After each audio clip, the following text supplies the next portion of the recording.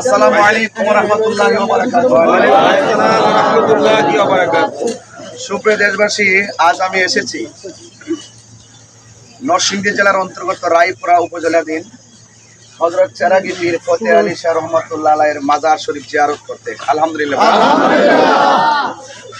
এই মহান আল্লাহর দরবারে হাজার হাজার মানুষ দৈনিক আসে, আমিও সেখানে সময় বের করে এসেছি। আমার সাথে আজকে আমার প্রতিষ্ঠিত সংগঠন দাওয়াত ইমানি বাংলাদেশের অধীনে তাহিরিয়া সুন্নি যুব সংগঠনের পক্ষ থেকে উদ্যোগ নেওয়া হয়েছে। ভৈরব এবং রায়পুরা নরসিংদীর সংগঠনের কর্মীদের উদ্যোগে আজকের এই আয়োজন দাওয়াত ইমানি জিয়ারত কাফেলা। আর দেশবাসীর উদ্দেশ্যে এতটুকু বলবো, এই দেশে ইসলাম আনছে আল্লাহর অলিগণ।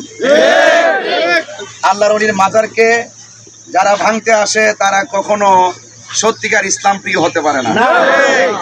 এই জন্য আল্লাহর অলির মাজারকে সুরক্ষা করতে হবে, আল্লাহর অলির মাজারকে সুরক্ষা করতে হবে। এই জন্য আপনারা যারা আছেন এই দরবারে, যারা খেদমত করছেন এবং এলাকাবাসী যারা আছেন, এখন থেকে আর প্রতিবাদ হবে না, এখন থেকে হবে প্রতিরোধ।